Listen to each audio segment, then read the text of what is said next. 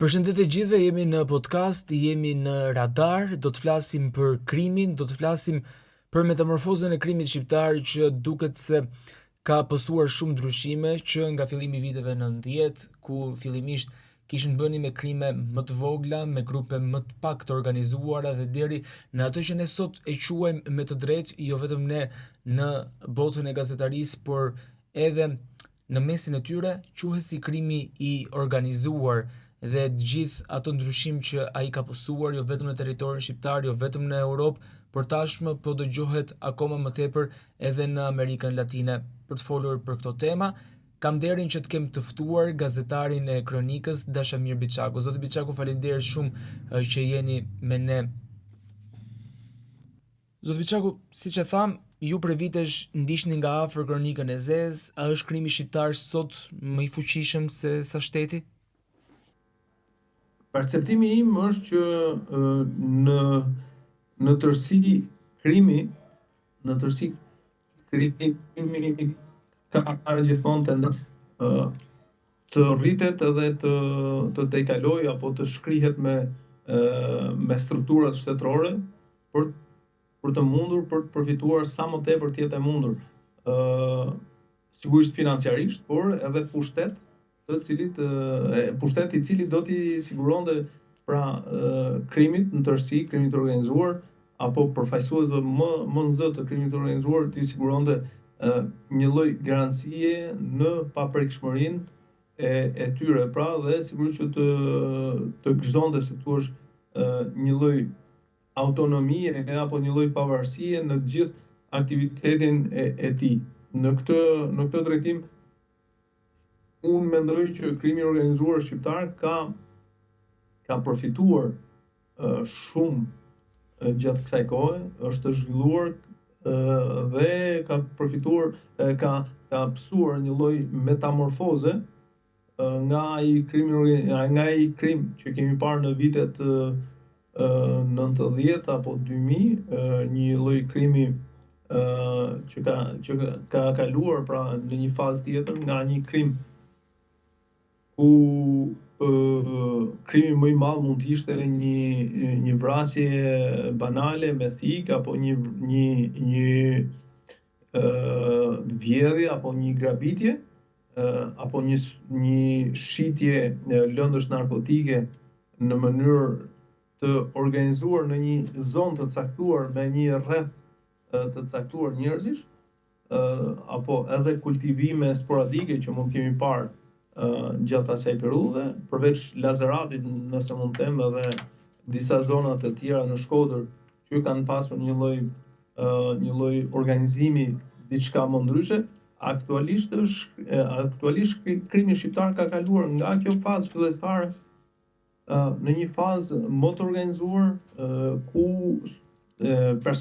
personazhet e njohur të krimit të organizuar mund t'i kemi parë edhe në parlament, mund t'i kemi parë edhe në struktura, mbase edhe në struktura qeverise, qoftë në qeverisjen e mëparshme të Partisë Demokratike, por qoftë edhe në qeverisjen aktuale të Partisë Socialiste. Dhe, si thua,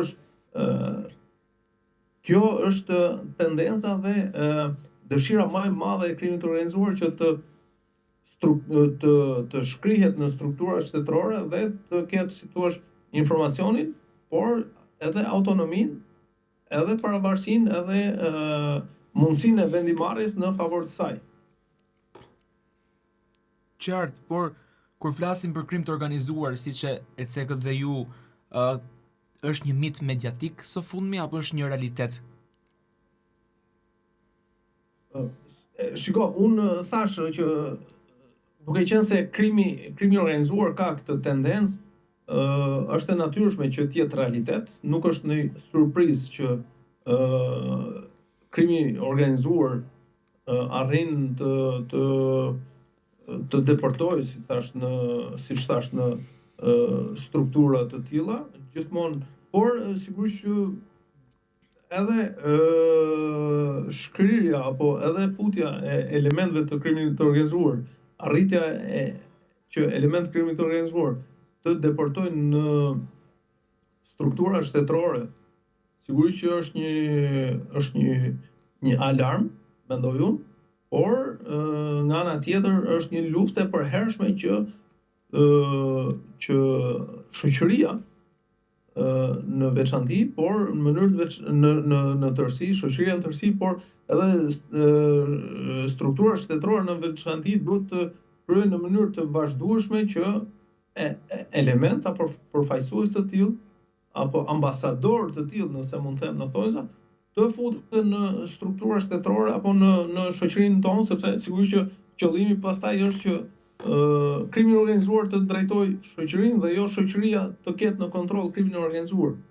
Dhe në këtë sens unë mendoj që në këtë kuptim mendoj që duhet të jetë një lloj alarmi për neve që të arrijmë t'i vëmë, si thua, një lloj freje, një lloj ndalese që krimi i organizuar të arrijë të deportojë dhe të na infektojë të gjithë. Në këtë kuptim mendoj që është një lloj alarmi. Presidenti Maduro, ish presidenti i Venezuelës, deklaroi se donin të më vrisnin shqiptarët. Sa serioze ishte kjo deklaratë e tij? Kjo është një deklaratë që lidhet me arrestimin e një personazhi të identifikuar me emrin Enit Kasmi në muajin maj apo prill të vitit të kaluar, në mos gaboj, kur po përgatiteshin zgjedhjet lokale në Ekuador, në mos gaboj, ku presidenti Maduro sigurisht që zgjedhjet në Venezuelë, qoftë ato lokale, qoftë ato qendrore, presidenciale apo parlamentare, janë thjesht një farsë dhe sigurisht atje në një sistem totalitar, autoritar, siç është Venezuela, ku gjithçka është e kontrolluar nga shteti, ku gjithçka është e komanduar nga strukturat drejtuese të qeverisë dhe të diktaturës atij vendi, sigurisht që unë mendoj që mund të ishte, sigurisht që nuk mendoj që mund të jetë një realitet. Arrestimi i këtij personazhi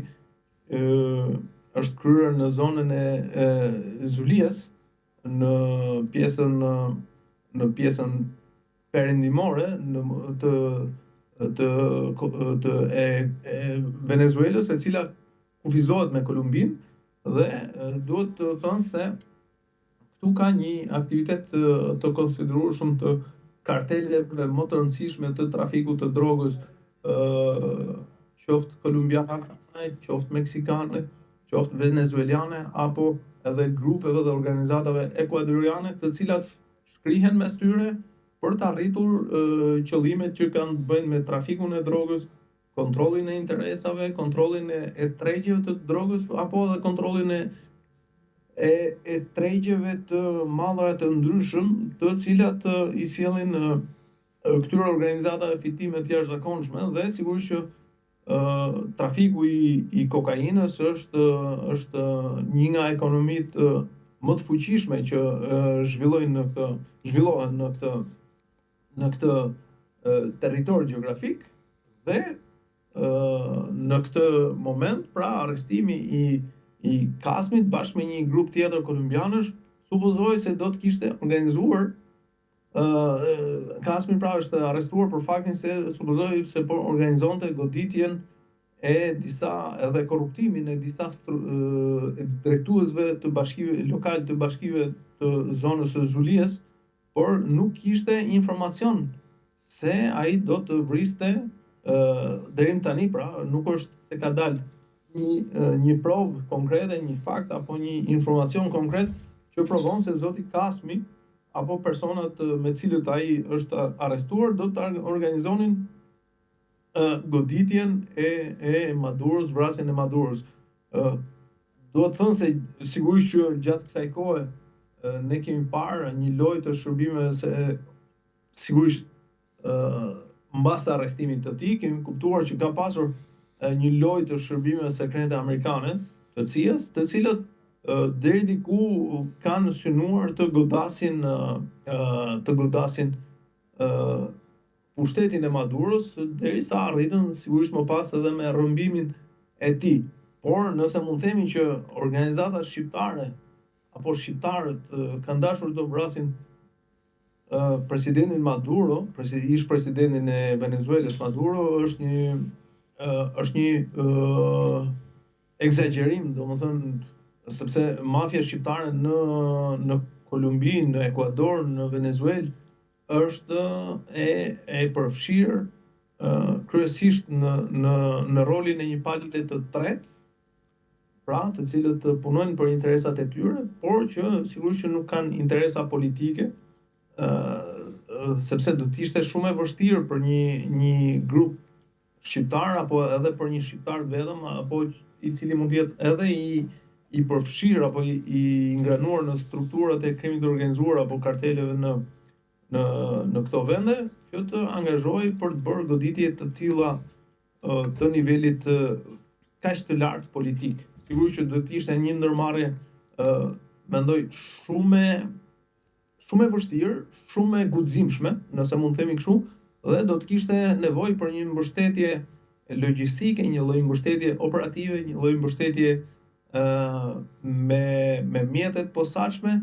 që të arrinte të kryente një veprim të tillë. Shka, për mendimin tim, është një shashk, mendoj, për të mbuluar mbas edhe interesat të tij për cilat ai sigurisht Maduro është akuzuar në mënyrë të hershme. Ajo që mund të them mbase, duke qenë se Maduro tani është akuzuar nga Shtetet e Bashkuara prej kohësh, edhe tash është arrestuar, mund të ketë pasur mbase, mendoj, një përplasje të interesave me organizatat e tjera të trafikut të kokainës nga Venezuela apo edhe nga Kolumbia në drejtim të Shtetet Bashkuara të Amerikës, në drejtim të Europës apo vendeve të tjera me cilat operojnë këto grupe. Thënë këto, çfarë roli ka shqiptarët konkretisht në Venezuelë apo në rajonin e Amerikës Latine, trafik droge, logjistik, lidhje me kartelet? Unë mendoj që roli i shqiptarëve në Ekuador është në Amerikën Latine në tërësi, unë njoh mirë, mendoj deri në një farë mase Ekuadorin, por duke qenë se kam qenë në Ekuador, kam qenë i detyruar të marr informacion edhe për qëndrimin e shqiptarëve në vendet e tjera të Amerikës Latine, veçanërisht në Kolumbi, veçanërisht por po ashtu edhe në Venezuelë apo në Meksik. Por ajo që unë shikoj janë të shqiptarët që janë të përfshirë në Ekuador, por edhe në këto vende siç përmendëm, Kolumbi, Venezuela apo Meksik, është deri diku ansor, nuk është krejtësisht në struktura drejtuese, siç mund të them, apo mund të them që është e egzageruar roli që ne kemi parë i shqiptarëve në Ekuador apo në këto vende. Roli i shqiptarëve në Amerikën Latine ka qenë kryesisht në vijat logjistike apo në strukturat logjistike të këtyre grupeve dhe sigurisht ata janë përpjekur që të bashkëpunojnë me këto grupe, të jenë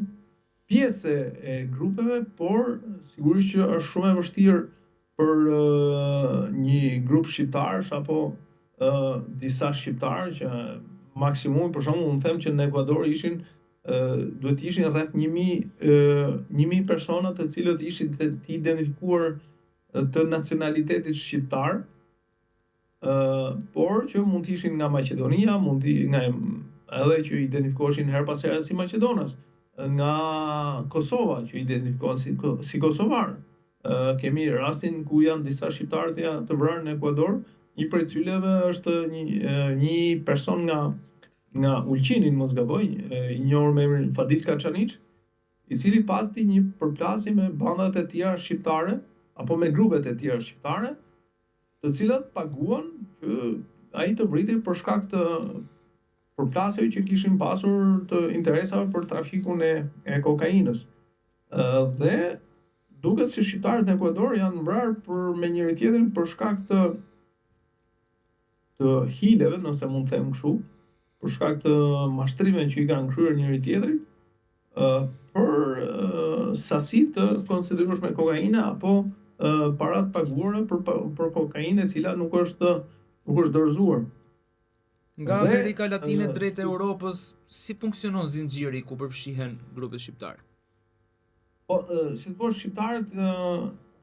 që kanë mbërritur në Ekuador, fal njohje dhe lidhje me grupet italiane kryesisht, por edhe me grupet që veprojnë në Holland apo edhe grupet që në Holland në portet e Rotterdamit edhe të Amsterdamit, në portin e Anversës në Belgjik, apo disa porte në Spanjë, kanë kryesisht rolin e logjistikës, pra të magazinimit edhe të përpunimit fundor të lëndës narkotike, një pjesë, edhe pjesa tjetër sigurisht që kanë rol të rëndësishëm në financimin e importit të kokainës nga Amerika Latine në drejtim të vendeve të Bashkimit Evropian. Ky mendoj që është një rol më i rëndësishëm që kanë shqiptarët, por apo ata shqiptarë që janë të përfshirë atje, sepse sigurisht që duhet kuptuar që është krijuar një perceptim që në Shqipëri që diku besoj për mungesë informacioni, por diku edhe për shkak të mashtrimit me informacionin, është krijuar perceptimi që shqiptarët janë drejtuesit më të mëdhenj të karteleve të trafikut të kokainës në vendet e Amerikës Latine. Kjo, në perceptimin tim, kjo nuk është e vërtetë. Shqiptarët atje kanë një rol të rëndësishëm që ka ardhur duke u forcuar, por që ata të arrijnë deri në nivelet për të drejtuar grupet e rëndësishme të trafikut apo kartelet e trafikut të kokainës nga vendet e Amerikës Latine drejtim Bashkimit Evropian, Shtetet Bashkuara apo destinacione të tjera, mendoj që nuk është real edhe është i egzageruar. Ne kemi parë që Dritar Rexhepi, që është një nga apo Gramoz Rexhepi, që është një nga përfaqësuesit në Shqipëri më të rëndësishëm të krimit të organizuar, i cili ishte arrestuar në Ekuador si pjesë e një grupi të trafikut të kokainës në vitin 2014, në nuk zgaboj, dhe më pas qëndroi në arrest shtëpie, u detyrua të largohej nga Ekuadori për shkak të një lufte që kishte plasur me disa grupe të tjera ekuadoriane, ku janë të përfshirë kartelet meksikane, të cilat janë kartelet më të rëndësishme që drejtojnë realisht në Ekuador,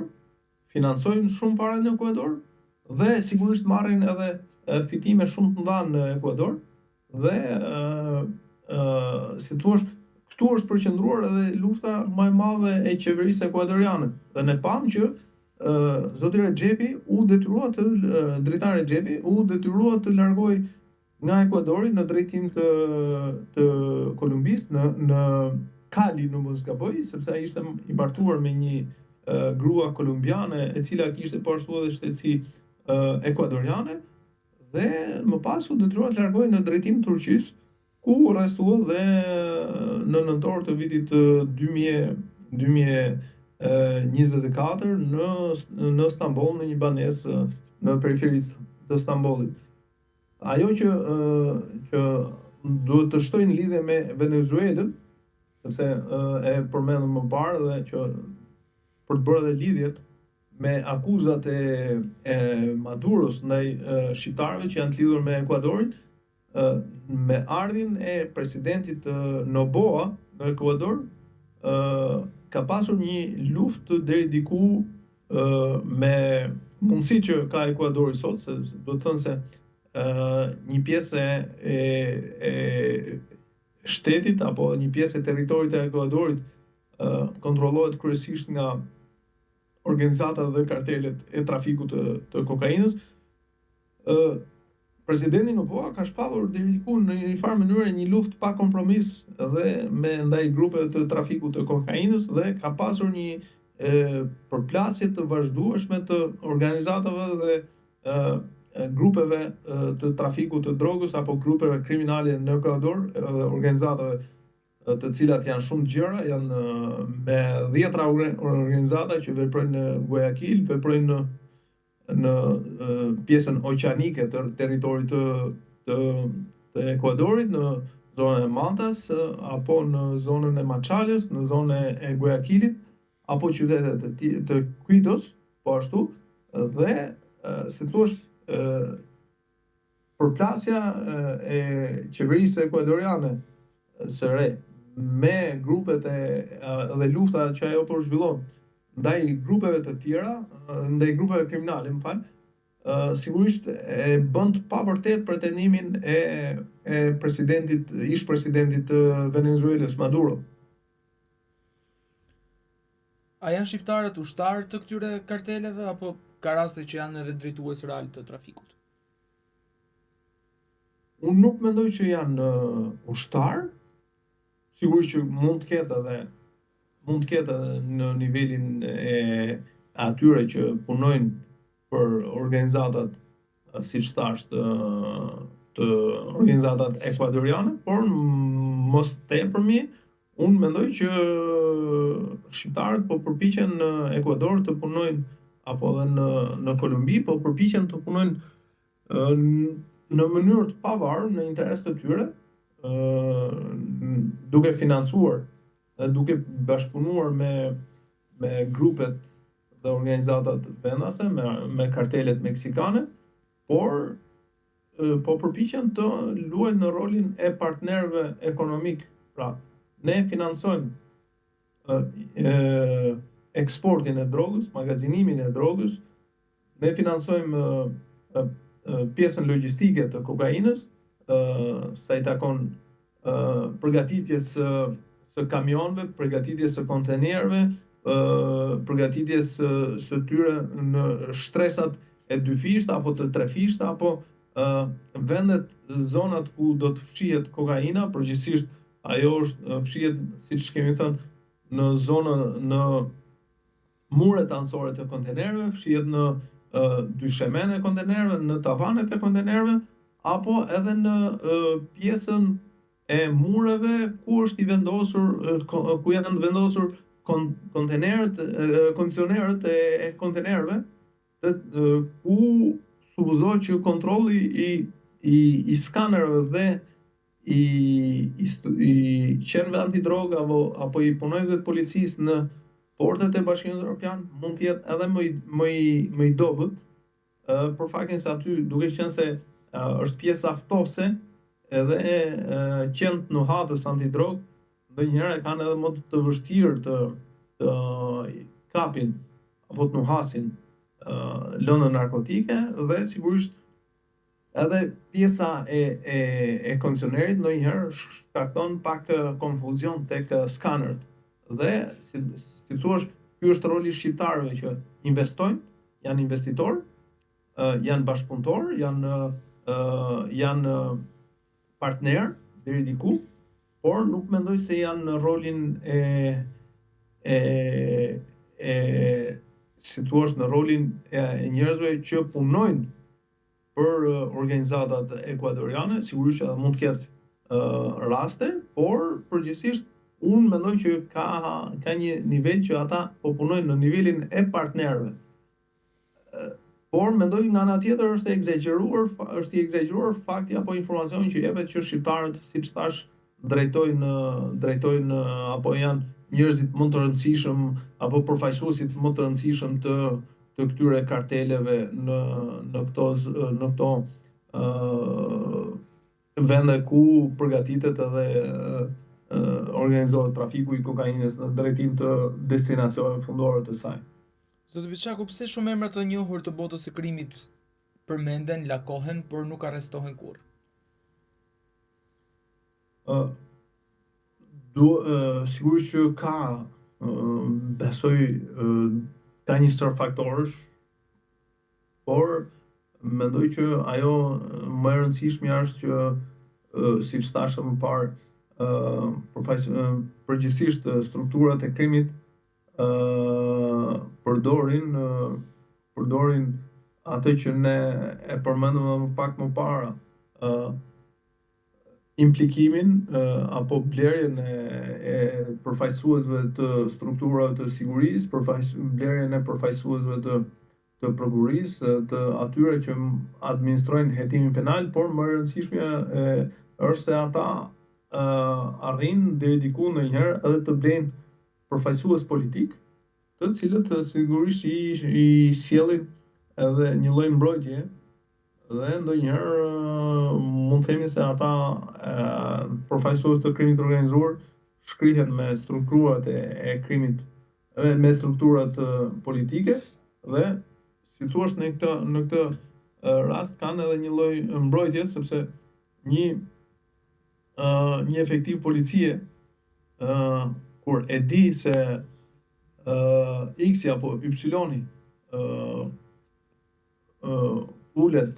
për drek, për kafe, qëndron, shoqërohet me një ministër, shoqërohet me një drejtor policie, shoqërohet me një prokuror, sigurisht që në këtë rast ka një lloj stepje të një pjese të strukturave të policisë, por do të thënë se ne kemi parë që disa kohë më parë që ishte ka pasur përfaqësues të strukturave të policisë që jo vetëm që nuk ndërhyjnë, por si thua edhe shoqëronin përfaqësues të krimit të organizuar, kryejnë rolin e bodyguardëve të tyre. Në një farë mënyrë perceptimi është që nëse ky X apo Y që ka këtë linjë të trafikut të kokainës, të trafikut të drogës, apo është përfaqësues i kësaj linje të krimit të organizuar dhe ai favorizohet nga një ministër apo paguan një ministër, pse duhet unë të ndërhyj për të luajtur rolin e komisar Katanit, nëse mund të them në këtë lloj gjuhë. Ndërkohë që unë mund të jem një person i cili marr dhe benefite nga kjo lloj punë, dhe sigurisht nuk jam unë personi që do të kryej rolin e Falcones apo rolin e Borselinos apo të Dalakiezës, ndërkohë që unë mund të shkoj në darkë në mbrëmjen në shtëpi tek familja ime, tek fëmijët e mi, ndërkohë që nga ana tjetër sigurisht mendoj që duhet të ketë edhe një lloj sensibiliteti, mbase mendoj që në Shqipëri aktualisht na mungon besoj një Borsellino, një Falcone, një Dalachiesa, apo ajo që ne shqiptarët e mbajmë mend nga vitet 90, një komisar Katani apo një Silvia Conti, të cilët sipas filmit gjithmonë shkuan dhe identifikuan dhe zbuluan bërthamën e krimit të organizuar të Cosa Nostrës në Itali. Në këtë kuptim mendoj që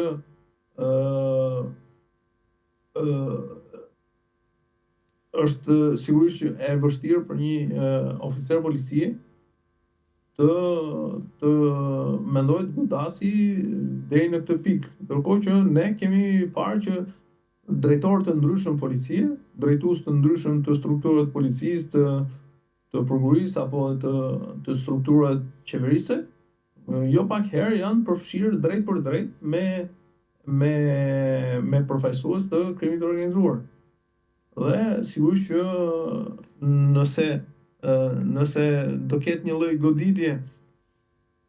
të kufizuar të krimit të organizuar, sigurisht që mendoj që nuk do të ketë arrestime të përfaqësuesve më të rëndësishëm të krimit të organizuar, ose ato do të arrestohen apo do të goditen në mënyrë të fragmentarizuar dhe sigurisht do të ketë shumë pak efekt. Ju në punën tuaj keni hasur ndonjëherë kërcënime, presione nga pjesëtarët të botës së krimit në ato ngjarje që ju keni investiguar? Po, shiko, ka qenë për një gazetar kërcënimi apo si thua përballja me element krimi të organizuar apo presioni që mund marrë nga ata apo edhe presioni që mund marrë nga strukturat që janë apo edhe struktura shtetërore, sigurisht që është e zakonshme, mendoj, për një gazetar që do të godasi apo që, si thua, do të informoj publikun mbi aferat korruptive, mbi aferat e krimit të organizuar, mbi aferat e trafikut të drogës apo mbi aferat të tjera dhe që mbi aferat të tjera të drejtësisë që të cënojnë interesin publik. Dhe si thua, nëse një gazetar niset dhe mendon që nuk do ta bëj një raportim të caktuar për faktin se mund të ndihet i kërcënuar, sigurisht që mendoj që edhe është e kuptueshme që shumë gazetarë edhe nuk e raportojnë, por sigurisht që dikush duhet ta bëjë këtë punë. Duhet gjendet një gazetar apo një njeri i caktuar i cili duhet të informoj publikun mbi rreziqet që i kanosen atij dhe mbi të informoj publikun mbi interesat e tij dhe sigurisht të informoj publikun mbi krimin e organizuar apo mbi një ngjarje të caktuar kriminale që ndodh në një qytet apo në vend apo në tërësi nëse mund të themi në Shqipëri. Dhe sigurisht që të mos informosh do të thotë që një gazetar nuk e ka kryer detyrën e tij. Por gjatë karrierës time sigurisht që jam përballur edhe me kërcënime, edhe me shantazhet her pas hershme, por që sigurisht jam përpjekur që ti shmang, ti evitoj apo të jem sa më konsekuent në punën time, në raportimet e mia për qenë sa më afër publikut, për ta informuar publikun sa më drejt dhe sa më korrekt. Sigurisht që mund të ketë pasur edhe situata që kanë qenë diku më të vështira, diku më që janë kaluar edhe më me qetësi por sigurisht që mendoj që situata të tilla jo vetëm unë, por çdo gazetar do t'i ketë të zakonshme në raportimet që do të bëj. Kështu që nëse një gazetar mendon që nuk do ta raportoj sepse ka frikë se kërcënohet nga krimi i organizuar, sigurisht që misioni i tij do të komprometohet. Sigurisht që duhet gjendet dikush që duhet të raportoj. Por sigurisht në momentin që një gazetar kërcënohet realisht apo si thua jeta e tij vjet në rrezik, sigurisht që duhet diskutuar fakti nëse informacioni që ai do të publikoj është më i rëndësishëm se sa jeta e tij apo se një jeta në këtë rast është më e rëndësishme dhe do duhet që të vazhdoj të raportoj për çështje të tjera po ashtu të rëndësishme. Ka një aksion në gazetari që thotë se një gazetar i vdekur nuk mund të raportojë. Dhe sigurisht në shumë raste është shumë e rëndësishme që jeta e një gazetari se sa një raportim sado i rëndësishëm. Cili ka qenë rasti më i rrezikshëm që ju keni ndjekur gjatë rrugtimit tuaj? Po mendoj se kam ndjekur përgjithsisht goditjet që kemi pasur apo rastet e vrasjeve të 4 policëve në Durrës, për shembull, ka qenë një nga ngjarjet më të rënda, por edhe më sensitive, por edhe me natyrë rrezikshmërie më të lartë që kemi pasur. Është një ngjarje që ka ndodhur në gusht të vitit 2009, në mos gaboj. Por ka pasur edhe histori të tjera kur historia e vrasjes së Gani Malushit në vitin 2005, në mos gaboj 2004, kur ai u godit në qytetin e Durrësit, kur po shkonte për një mbledhje bashkë me shoferin e tij, për shkak se shoferi i tij kishte një histori gjakmarrje. Edhe kjo po ashtu ka qenë një histori e rrezikshme që ne e kemi ndjekur, por nga histori që unë mund të veçoj po ashtu është një rast i një histori e korrupsioni në strukturat e Ministrisë së Brendshme që kishte të bënte me një tender karotrecësh, ku situash kompania që merrte parat ishte e lidhur drejt për drejt dhe ishte kompani e një drejtuesi të lartë të Ministrisë së Brendshme, dhe në këtë rast kam pasur disa herë kërcënime të drejt për drejta, të cilat sigurisht që kam arritur ti menaxhoj dhe ti zgjidh në mënyrë të mjaft të drejtë, mjaft të korrekte, por sigurisht ka qenë edhe dhuna e ushtruar në një rast nga bodyguardi i një kompanie të prodhimit të çimentos në Fushkryj. Ky person u ndalua nga policia në atë kohë dhe u dënua, por pata dhe një kontakt në atë kohë për të më kërkuar ndjes nga pronarët e kompanisë fabrikës së çimentos, që kërkuan të negocianin me mua edhe me shuma financiare. Nuk më than drejt për drejt se duam të japim një shumë parash për të mbyllur historinë, por pati tentativa nëpërmjet disa njerëzve të mi të afërt për të negociuar edhe për të mbyllur historinë. Sigurisht që nuk pranova të negocioj për çështje financiare, sepse sigurisht do të ishte puna ime nuk është që të shantazhoj njerëz, nuk jam spaku për sa kohë kam qëndruar në mënyrë aktive në gazetari, nuk kam shantazhuar spaku askënd dhe për këtë jam besoj mjaft krenar që kam arritur ta t'jem në këtë nivel integriteti, por sigurisht që edhe pse sot mendoj që kam mjaft gazetarë apo mjaft kolegë nxitur nga situata të ndryshme, nga përfitimet në momentit, të cilët në mos në një mënyrë, në një tjetër, në një rrugë tjetër, përpiqen të përfitojnë ekonomikisht apo financiarisht në forma të pandershme.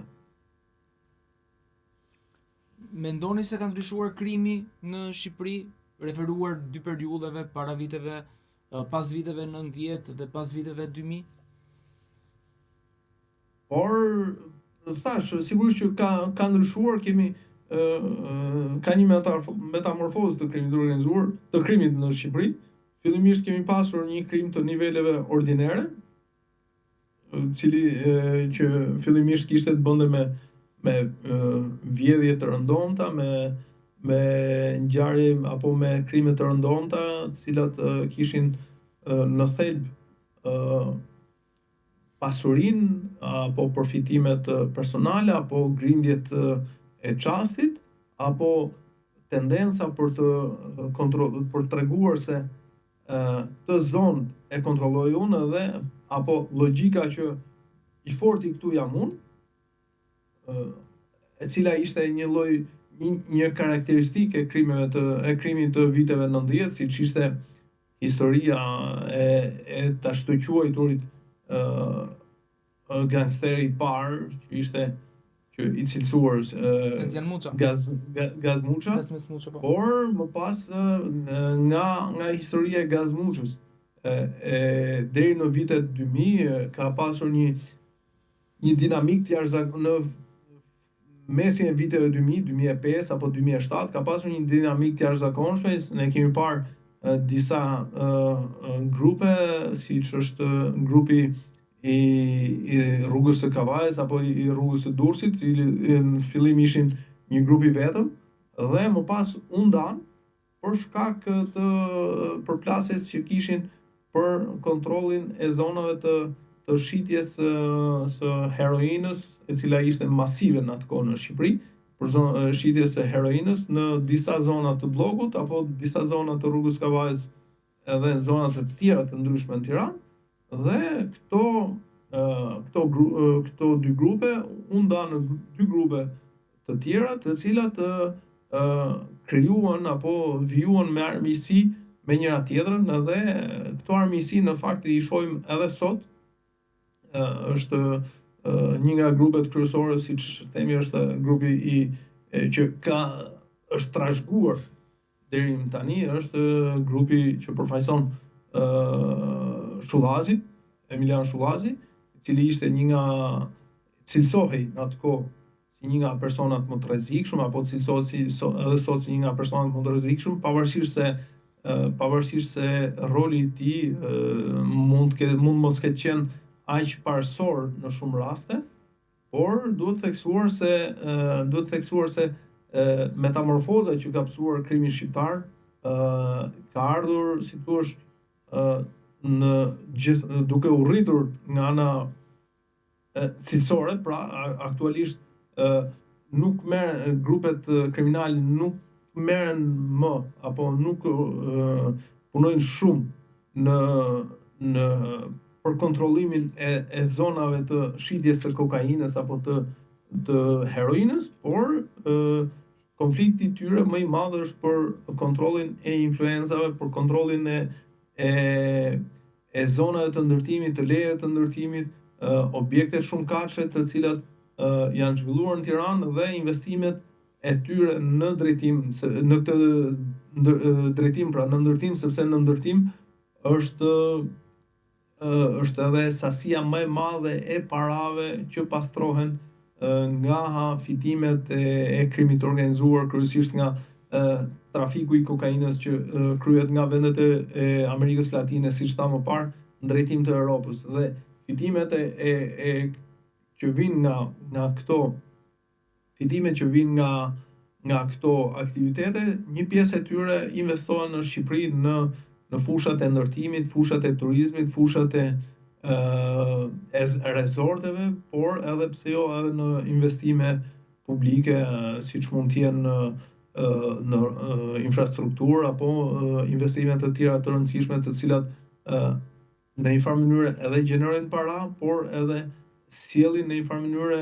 direkt apo indirekt pastrimin e parave të fituara nga krimi i organizuar. Qartë, zoti Biçaku, faleminderit shumë që ishit me ne dhe faleminderit shumë për gjithë këto detaje që ndat si për 21 janarin, ashtu edhe për metamorfozën e krimit shqiptar në të gjitha drejtimet.